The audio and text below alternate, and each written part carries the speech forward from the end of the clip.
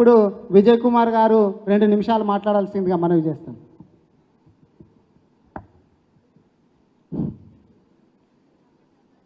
ఈరోజు ముఖ్య అతిథి గౌరవనీయులు మన పార్టీ కార్యనిర్వాహక అధ్యక్షులు కేటీఆర్ గారు, అదేవిధంగా మాజీ మంత్రివర్యులు ప్రస్తుత శాసనసభ్యులు సబితా ఇంద్రెడ్డి మేడం గారు, అదేవిధంగా శాసనసభ్యులు యాదన్న గారు, అదేవిధంగా మాజీ శాసనసభ్యులు ఆనంద్ గారు, అదేవిధంగా మహేష్ రెడ్డి గారు, కార్తిక్ గారు, వేదిక మీద ఉన్న నాగేంద్ర గారు, ఎమ్మెల్సీ గారు, వేదిక మీద ఉన్న పెద్దలందరికీ నమస్సుమాంజలు. పార్లమెంట్ అభ్యర్థి జ్ఞానేశ్వరన్న గారికి, వేదిక మీద ఉన్నటువంటి మిత్రులందరికీ వందనం, శుభాభివందనం. ఈరోజు పార్లమెంటు ఎలక్షన్లు జరగబోతూ ఉన్నాయి. మనకు తెలుసు, మోదీ అనే వ్యక్తి ఈ దేశానికి ఏం చేయలే, ఈ రాష్ట్రానికి కూడా ఏం చేయలే, సగటు ఆదాయాన్ని పెంచలే, లేదా ఉద్యోగాలు ఇవ్వలే. కానీ తెలంగాణ ప్రభుత్వం సగటు ఆదాయాన్ని పెంచింది, ఉద్యోగాలు ఇచ్చింది. మొన్న గుంపు మేస్త్రి రేవంత్ రెడ్డి గారు అవే పత్రాలు మొన్న వంచిండు, పోలీసు ఉద్యోగాలు కానీ ఏ ఉద్యోగాలు కానీ. అవి ఎవరిని నియమించారు? అది ఎవరి హయాంలో జరిగినాయి? అవన్నీ తెలంగాణ ప్రభుత్వం హయాంలో కేసీఆర్ నాయకత్వంలో జరిగినాయి. అదేవిధంగా ఈ దేశం సగటు ఉత్పత్తిని, సగటు ఆదాయాన్ని పెంచినటువంటి దాఖలాలు కేంద్ర ప్రభుత్వం చేయలే. మనం కాళేశ్వరం కట్టిన ఇప్పుడే మనం చూస్తూ ఉన్నాం, మల్లన్న సాగర్లోకి నీళ్ళు వదిలింది ఈరోజు. ఎందుకోసమంటే మనకు ముందు చూపున్నది.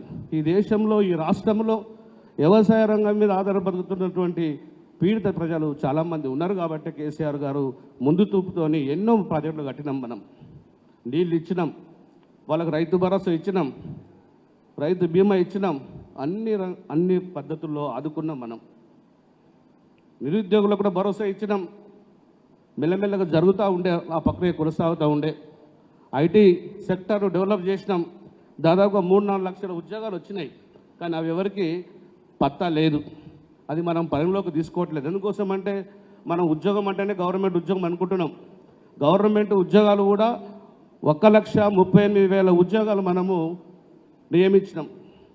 అదేవిధంగా ప్రైవేట్ సెక్టర్లో కొత్తగా వచ్చినటువంటి పారిశ్రామిక విధానం మూలంగా మీరు ఇక్కడే చెవెల కాన్స్టిట్యూన్సీలో కావచ్చు, మహేశ్వరం కాన్స్టిట్యూన్సీలో కావచ్చు, మేడ్చల్ కాన్స్టిట్యూన్సీలో కావచ్చు, పట్టంచెరు కాన్స్టిట్యూన్సీ కావచ్చు, ఈ మొత్తం ప్రాంతంలో పారిశ్రామిక అభివృద్ధి జరిగింది. అంతెందుకు మన పక్కనే నవాపేట మండలం లోపల, మోహన్పేట మండలం లోపల మనము 1,1250 ఎకరాల భూమిని మనం సేకరించినాం. అక్కడ పెద్ద ఇండస్ట్రియల్ పార్క్ వస్తూ ఉన్నది. అది వస్తుండే, మన ప్రభుత్వం వస్తే ఖచ్చితంగా అది పూర్తి అవుతుండే. ఇక్కడ వేలాది మంది ఉద్యోగాలకు అవకాశాలు వస్తుండే, ఉపాధి దొరుకుతూ ఉండే. అట్లా ఇంతకుముందు చెప్పిన కార్తీక్ అని చెప్పిండు, మనకు దున్నపోతుకు జమిస్తే పాలిస్తాయి ఇవ్వయి. కాబట్టి మనం కూడా ఈరోజు దున్నపోతు లాంటి ప్రభుత్వాన్ని మనం తీసుకురావద్దు. అక్కడ కేంద్రంలో కానీ కాంగ్రెస్ కానీ లేదా బీజేపీ కానీ దొందే. ఈ ప్రజల కోసం ఆలోచించే పార్టీలు కావు.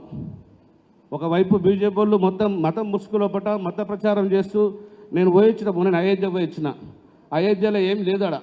అయోధ్య ఎందుకు కట్టిందంటే వేద పండితులు అందరూ కూడా అయోధ్యను ప్రతిష్టాపన చేయవద్దు, రామును ప్రతిష్టాపన చేయొద్దు అని చెప్పినా మోదీ గారు అక్కడ ప్రారంభించారు. ఎందుకు ప్రారంభించిందంటే ఓట్ల కోసం ప్రారంభించారు. ప్రజల యొక్క విశ్వాసాల మీద ఆయన రాజకీయం చేస్తున్నాం. ప్రజల విశ్వాసం ఏముండాలంటే ప్రజలకు మంచి జరగాలనేటువంటి విశ్వాసం ఉండాలి.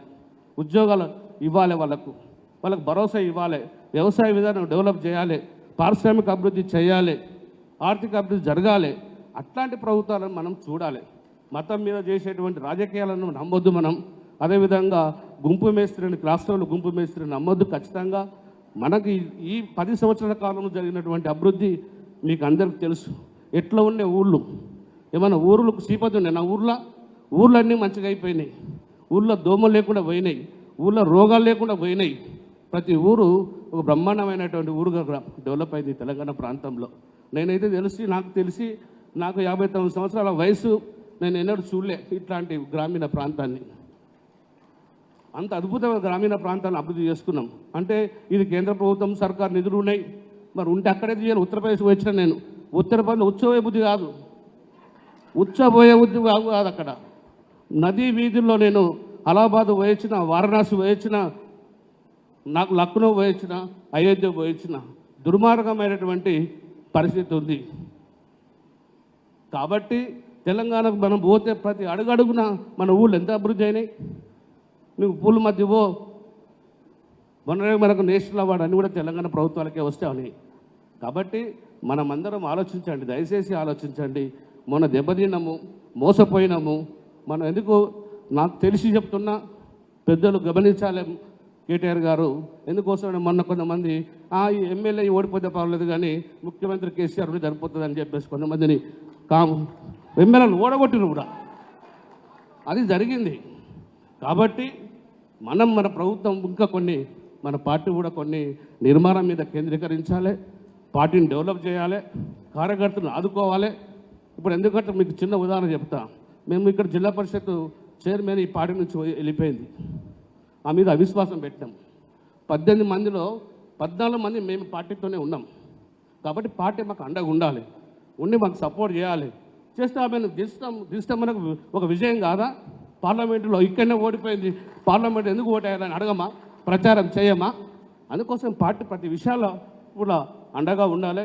అధ్యక్షులు గారు, కార్యనిర్వాహక అధ్యక్షులు గారు ఖచ్చితంగా ఇటువంటి విషయాలన్నీ కూడా పట్టించుకోవాలని చెప్పేసి తెలియజేస్తూ, ఖచ్చితంగా జ్ఞానేశ్వరులను భారీ మెజార్టీతో గెలిపించేలో మనం అందరం భాగస్వాములు కావాలని తెలియజేస్తూ అవకాశం ఇచ్చిన పెద్ద ధన్యవాదాలు. విజయన్నకు ధన్యవాదాలు.